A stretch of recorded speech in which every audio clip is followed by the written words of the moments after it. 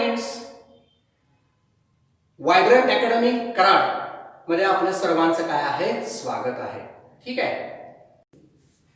Hello friends, तर आज आपण बायोलॉजी हा सब्जेक्ट काय करणार आहे इन शॉर्ट मध्ये डिस्कस करणार आहे आणि बायोलॉजी मधला जो पहिला चॅप्टर आहे तो काय करणार आहे आज आपण स्टार्ट करणार आहे. ठीक आहे. तो first of all what is the meaning of biology. So simple definition of biology, it is the branch of काय आहे biology which deals with study of living organism और सिंपली अगेन हियर बायोलॉजी और science.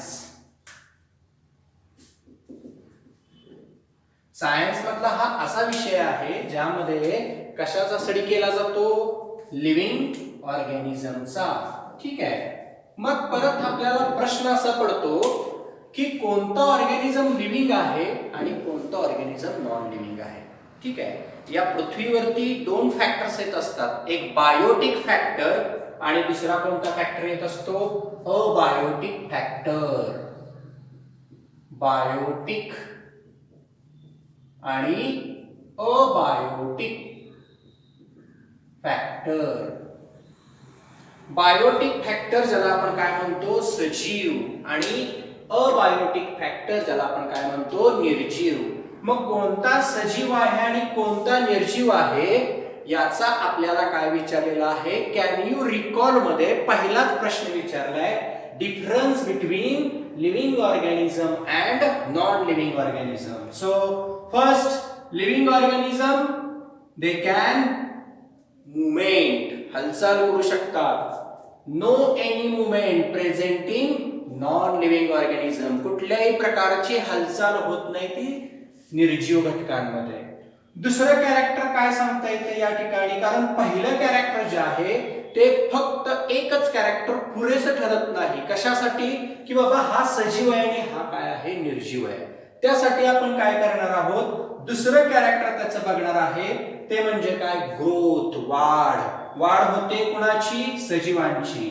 निर्जीव घटकांची काय होत नाही, वाढ होत नाही. उदाहरणार्थ जर आपण हा पेन पकडला तर हा पेन वर्षानुवर्ष याची वाढ अशीच राहणार आहे. असं नाही होणार की ह्या पेनची हाईट वाढली, जाडी वाढली, नाही का, वजन वाढले. हा काहीही या पेनामध्ये होणार नाही, कारण हा पेन काय आहे निर्जीव आहे. परंतु मी जर पकडला तर मी आता कसा तुम्हाला दिसतोय 10 वर्षांनी दिसणार नाही. वजनात फरक झालेला असणार आहे, साईज मध्ये फरक झालेला असणार आहे. याचाच अर्थ सजीवांमध्ये ग्रोथ असते आणि निर्जीव घटकांमध्ये कुठल्याही प्रकारची ग्रोथ नसते. सेकंड काय आहे, डेव्हलपमेंट. वाढी बरोबर किंवा ज्यावेळेला वाढ होत असते त्यावेळेला त्याचा विकास सुद्धा होत असतो. त्याच्यामध्ये वेगवेगळे बदल होत असतात. हे बदल जे असतात ते फक्त सजीवांमध्ये दिसतात, ज्याला आपण डेव्हलपमेंट म्हणतो, आणि निर्जीव घटकांमध्ये कुठल्याही प्रकारची डेव्हलपमेंट बघायला मिळत नाही. त्याच्यानंतर शेवटी जे कॅरेक्टर अतिशय महत्वाचं असणार हे कॅरेक्टर आहे, बघा लक्षात घ्या, रिप्रोडक्शन. ठीक आहे. 10वीला तुम्हाला सजीवांचे प्रजनन, लिव्हिंग ऑर्गॅनिझमचं रिप्रोडक्शन हा टॉपिक झालेला होता आणि ह्या टॉपिक मध्ये मी काय बघितलेलं होतं, तर सजीवांचं प्रजनन किंवा लिव्हिंग ऑर्गॅनिझमचं रिप्रोडक्शन कोणत्या टाइप्सनी होत असतं आणि कशा पद्धतीने होत असतं हे डिटेल मध्ये तुम्ही 10th स्टँडर्ड मध्ये बघितलेलं होतं. म्हणजे रिप्रोडक्शन आहे ते लिव्हिंग ऑर्गॅनिझम मध्ये आहे आणि रिप्रोडक्शन हे नॉन लिव्हिंग ऑर्गॅनिझम मध्ये अजिबात बघायला मिळत नाही. हे अतिशय थोडे कॅरेक्टर्स आपण काय केले इथं लिव्हिंग आणि नॉन लिव्हिंग ऑर्गॅनिझमचे बघितलेले आहेत. मग आता आपल्याला काय करायचं आहे, आपल्याला लिव्हिंग ऑर्गॅनिझमचे सगळे कॅरेक्टर्स, लिव्हिंग ऑर्गॅनिझम कशा पद्धतीने या पृथ्वीवरती पसरलेले आहेत आणि मग या सगळ्या सजीवांचा एक कलेक्टिंग डाटा कशा पद्धतीने सेव्ह ठेवलेला आहे याची सगळी इन्फॉर्मेशन जी आपल्याला या काय बघायला मिळणार आहे, धड्यामध्ये बघायला मिळणार आहे.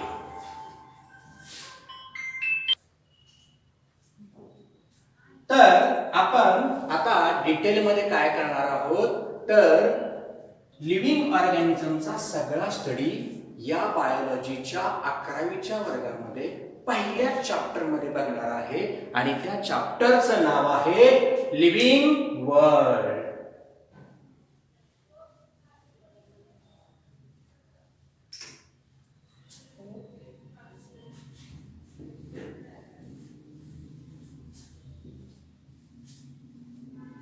आपल्या चॅप्टरचं काय नाव आहे?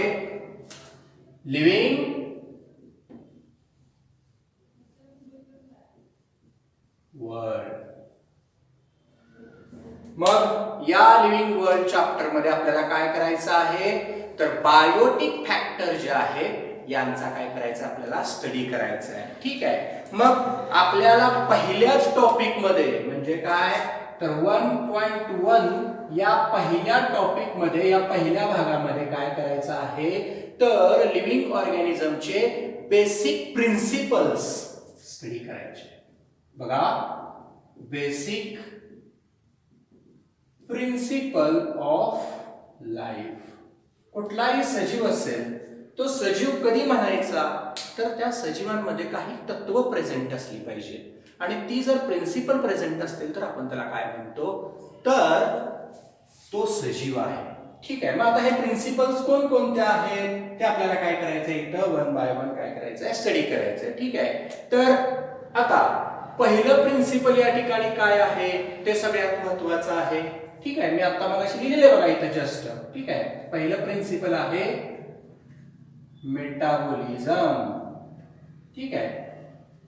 तर मेटाबॉलिझम म्हणजे काय ज्याला मराठीमध्ये आपण चयापचय क्रिया असं म्हणतो. मग मेटाबॉलिझम ही जी प्रोसेस आहे ही 2 प्रोसेस मध्ये चालते. कोणत्या? पहिली ॲनाबॉलिझम प्लस कॅटाबॉलिझम.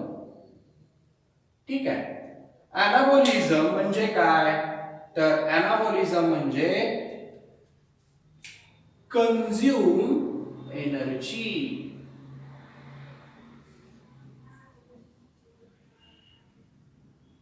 ठीक आहे.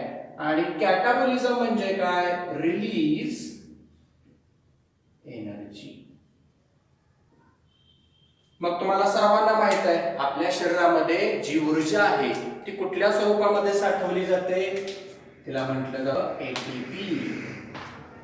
दैनंदिन सकाळपासून संध्याकाळपर्यंत आपण जी वेगवेगळी कामं करत असतो त्या कामासाठी आपल्याला एनर्जी लागते. ती एनर्जी आपल्या शरीरामध्ये म्हणण्यापेक्षा आपल्या पेशींमध्ये सेलमध्ये एटीपीच्या स्वरूपात काय केली जाते साठवली जाते. आणि ही जी ऊर्जा आहे ही तयारही होत असते आणि ही ऊर्जा बाहेर सुद्धा पडत असते. म्हणजेच त्याचं ॲनाबॉलिझम आणि कॅटाबॉलिझम सतत चालू असतं. आणि जोपर्यंत या 2 प्रोसेस चालू आहेत म्हणजेच इन शॉर्ट त्याला मेटाबॉलिझम असं म्हणतात. हे जोपर्यंत चालू आहे तोपर्यंत तो सजीव जिवंत आहे म्हणजे तो सजीव आहे. म्हणून बेसिक प्रिन्सिपल मध्ये अतिशय महत्वाचं असणार आहे प्रिन्सिपल ज्याला आपण काय म्हणतोय मेटाबॉलिझम. ठीक आहे. आता मेटाबॉलिझम नंतर नेक्स्ट कोणतं प्रिन्सिपल येणार आहे तर वेल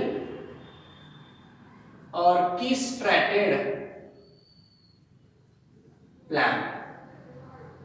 आता ऑर्केस्ट्रेटेड प्लॅन म्हणजे काय ज्याला आपण वाद्यवृंद असं म्हणतो. ठीक आहे. याच्यामध्ये काय आहे तर सजीवांमध्ये ज्या काही सगळ्या प्रक्रिया चालत असतात. बघा, आपलं जे शरीर आहे आपलं घ्या किंवा इतर कुठल्याही सजीवाचं शरीर घ्या काय आहे तर आपल्या शरीरामध्ये सगळ्यांच्या काय काय बघायला मिळतं मला सांगा तर पहिल्यांदा काय सेल.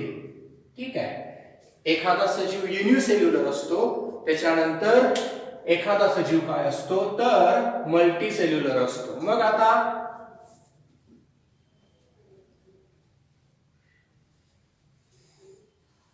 वेल ऑर्केस्ट्रेटेड प्लॅन म्हणजे काय आहे बघा तर एखादा सजीव युनिसेल्युलर असेल तर तो फक्त सेलशी निगडीत असणार आहे.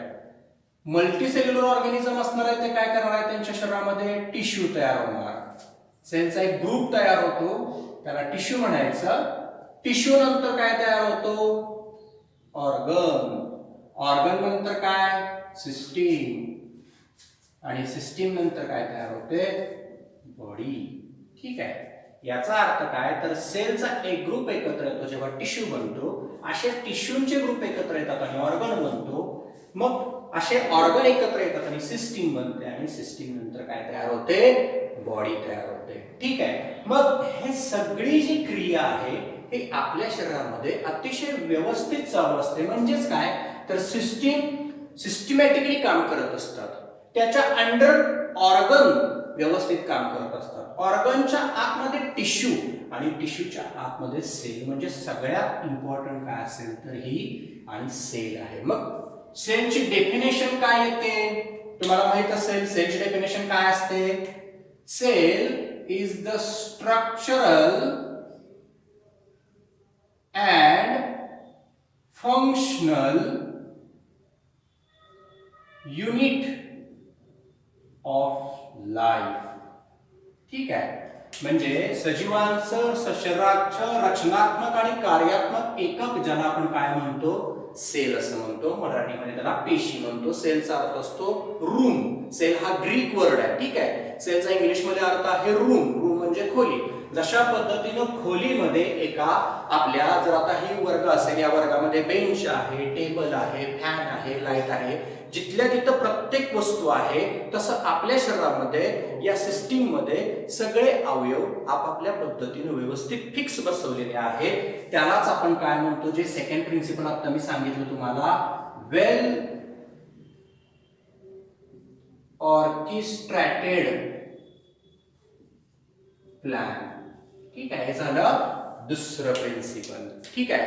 आता आपण काय करणार आहे, तिसरं प्रिन्सिपल बघणार आहे. मग तिसरं प्रिन्सिपल काय आहे, तर तिसरं प्रिन्सिपल जे आधीच आपण कॅरेक्टर्स डिस्कस केलेला आहे त्याचं नाव आहे ग्रोथ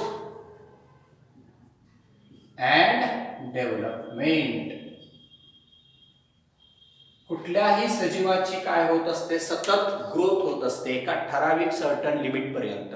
काही सजीव असे असतात की ज्यांची अनलिमिटेड ग्रोथ होत असते. म्हणजे ग्रोथ सुद्धा किती प्रकारची झालेली आहे, दोन. कोणती कोणती. फर्स्ट आहे काय, लिमिटेड ग्रोथ, आणि सेकंड आहे अनलिमिटेड ग्रोथ. दोन प्रकारची वाढ असते. काही सजीवांमध्ये पूर्ण सतत काय होत असते वाढ, काही सजीवांची वाढ ही एका ठराविक स्टेज नंतर थांबत असते. ठीक आहे. याचाच अर्थ काय, तर आपल्या या बॉडीमध्ये किंवा इतर कुठल्याही सजीवांच्या बॉडीमध्ये ग्रोथ आणि डेव्हलपमेंट ह्या दोन्हीही प्रोसेस काय आहेत, इन्व्हॉल्व आहेत. म्हणजे हे झालं काय, थर्ड प्रिन्सिपल. ठीक आहे. त्याच्यानंतर नेक्स्ट प्रिन्सिपल काय आहे, ते सुद्धा तितकंच महत्वाचं आहे, जे आधी आपण बघितलेलं आहे, रिप्रोडक्शन. रिप्रोडक्शन सुद्धा सजीवांचं सगळ्यात महत्वाचं असणारं कॅरेक्टरिस्टिक्स आहे. ठीक आहे. प्रत्येक सजीव आपल्यासारखा दुसरा सजीव काय करत असतो, तयार करत असतो. हा नेचरचा रूल आहे. ठीक आहे. आणि प्रत्येक सजीव मग कोणत्याही पद्धतीनं काय करत असतो, रिप्रोडक्शन. मग ते कोणत्या दोन पद्धती, तर त्याच्यामध्ये पहिली पद्धत येते, तिचं नाव आहे सेक्शुअल रिप्रोडक्शन, आणि दुसरा प्रकार आहे असेक्शुअल रिप्रोडक्शन. हे तुम्हाला घटक झालेले आहेत दोन्ही 10वीला. लैंगिक प्रजनन आणि अलैंगिक प्रजनन दोन्ही पद्धतीने काय करत असतात, सजीव आपल्यासारखा दुसरा सजीव तयार करत असतात नॅचरली. परंतु आपण जो ह्युमन बिंग आहे, या ह्युमन बिंगनं काय केलेलं आहे, अजून एक पद्धत उदयास आणलेली आहे. तिचं नाव काय आहे, तर आर्टिफिशियल रिप्रोडक्शन टेक्निक. या टेक्निक मध्ये काय केलं जातं, तर सजीवांमध्ये मेल आणि फिमेल, ठीक आहे, स्त्री आणि पुरुष यांचे बीज, ज्याला आपण गॅमेट म्हणतो, मेल गॅमेट म्हणजे स्पर्म असेल आणि फिमेल गॅमेट एग असेल, यांचं फ्युजन केलं जातं. कसं, आर्टिफिशियली म्हणजे कृत्रिमरित्या. ठीक आहे. आणि मग सजीव तयार केला जातो. मग यामध्ये वेगवेगळे दोन सजीव घेतले जातात, ज्याला एक उदाहरण दिलेलं आहे तुमच्या पुस्तकामध्ये, त्याचं नाव आहे म्यूल्स, ज्याला मराठीमध्ये आपण खेचर असं म्हणतो. हे खेचर कशाचा क्रॉस घेऊन तयार केला आहे, तर horse plus donkey. Mules mules कशाचा क्रॉस घेऊन तयार केलेला आहे ह्युमन बीइंग्सनं? हॉर्स आणि डॉंकी, घोडा आणि गाढव यांचे गॅमेट एकत्र करून याला सुद्धा आपण काय म्हणणार आहे? सजीव. मी पाहिला असेल बघा, तो निम्मा घोड्यासारखा दिसतो, निम्मा गाढवासारखा दिसतो. अजून एक असा एनिमल आहे जो तुमच्या बुक मध्ये नाही, तो एनसीईआरटी आणि सीईटी सारखे असे क्वेश्चन दिले जातात जे एखाद्या वेळेला आपल्या बुक्स मध्ये नसतात, पण ते आपल्याला स्टडीसाठी आणि आपण ते घेणार आहोत. ठीक आहे, ते एक्झाम्पल कोणतं मी घेऊ शकतो बघा? तर दुसरे एक्झाम्पल आहे टायगॉन. तुम्ही सगळे मोबाईल वापरता, तुम्ही नेटवरती टायगॉन टाकून त्या टायगॉनचे पिक्चर बघू शकता. एक्झॅक्ट टायगॉन दिसतो कसा आणि टायगॉन कुणाचा क्रॉस आहे. ठीक आहे, तर टायगॉन हा टायगर प्लस लायन. ठीक आहे, तोंडाचा भाग असतो ना हा सिंहासारखा दिसतो आणि तोंडा मागचा जो ट्रंकचा रिजन असतो सगळा पाठीचा वगैरे शेपटीपर्यंत हा टायगर सारखा म्हणजे वाघासारखा दिसत असतो. ठीक आहे, मग याला सुद्धा आपण काय म्हणणार आहे? सजीवच म्हणणार आहे. म्हणजे रिप्रोडक्शन हे बेसिक प्रिन्सिपल मध्ये असणारा दुसरे एक असं काय आहे? महत्वाचं प्रिन्सिपल आहे. ठीक आहे, बरं एवढेच प्रिन्सिपल आहेत का? नाही, अजून प्रिन्सिपल भरपूर याच्यामध्ये आपल्याला काय करायचे आहेत? स्टडी करायचे आहे. ठीक आहे, मग अजून पुढचं प्रिन्सिपल कोणतं आहे? नेक्स्ट प्रिन्सिपल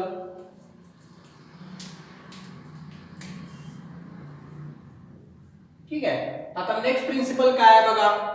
ज्यामध्ये cell loses their capacity and they become die. Cell ही सतत काय होत असते? डिवाइड होत असते, ज्याला काय म्हटलं जातं? Cell division. हे तुम्हाला 9वी आणि 10वी ला झालेलं आहे. पेशी विभाजन. दोन प्रकारे पेशी विभाजित होत असते. किती प्रकारे? दोन. कोणते कोणते? एक मायटोसिस आणि दुसरा प्रकार आहे मिओसिस. ठीक आहे, मायटोसिस ज्यामध्ये एका सेल पासून 2 सेल्स तयार होतात. ठीक आहे, आणि मिओसिस 4 सेल्स तयार होतात. ठीक आहे, सेल डिव्हिजन हे सतत होत असतं या दोन पद्धतीनं. ठीक आहे, एखादी मायटोसिस आणि काही मिओसिस करत असतात. ते आता नंतर आपण बघणार आहे याच आकाराच्या टॉपिक मध्ये. मग ही सेल डिवाइड होण्याची जी कॅपॅसिटी ती हळूहळू हळूहळू काय होत असते? कमी होत असते आणि मग त्या सेलची कॅपॅसिटी संपली की सेल डाय होते. सेल डाय होते म्हणजे ती पूर्ण बॉडी काय होते? डाय होते आणि तो ऑर्गॅनिझम काय होतो? मरतो. ठीक आहे, आणि ही सेल जी कॅपॅसिटी लूज करते ह्याला इन शॉर्ट मध्ये काय म्हटलं जातं? तर एजिंग. त्याला दुसरं नाव आहे सिनेसन्स. एजिंग. एजिंग याचा अर्थ सगळ्यांना आपल्याला प्रश्न पडतो, आपण म्हातारे का होतो? त्याला एकमेव कारण काय आहे?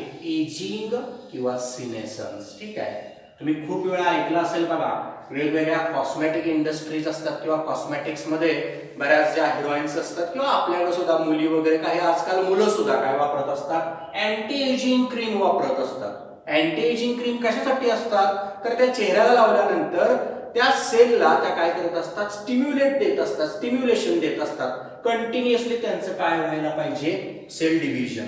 सेल डिव्हिजन झाले की सेल डिवाइड होतात आणि काय राहतो? आपण तरुण कंटिन्यू राहतो. पण त्या असणाऱ्या कॉस्मेटिक मधले जे क्रीम्स आहेत त्याचा कधी कधी साईड इफेक्ट सुद्धा होतो. ठीक आहे, आता तो का साईड इफेक्ट होतो, कसा होतो, त्याचं सगळं डिस्कशन आपल्याला सेल डिव्हिजनच्या टॉपिक मध्ये खूप इंटरेस्टिंग मेकॅनिझम आहे, तिथं मी तुम्हाला सांगेन. ठीक आहे, याचा अर्थ आपण म्हातारे का होतो? कारण त्या सेलची डिवाइड होण्याची कॅपॅसिटी संपते आणि हळूहळू आपण म्हातारे होतो आणि नंतर काय होतो? मरून जातो, ज्याला सिनेसन्स किंवा एजिंग असं म्हटलं जातं. हा झाला 5वं प्रिन्सिपल. ठीक आहे, लाईफ मधलं. त्याच्यानंतर सबस्क्राईब करा, लाईक करा, कमेंट करा आणि शेअर करा. थँक्यू.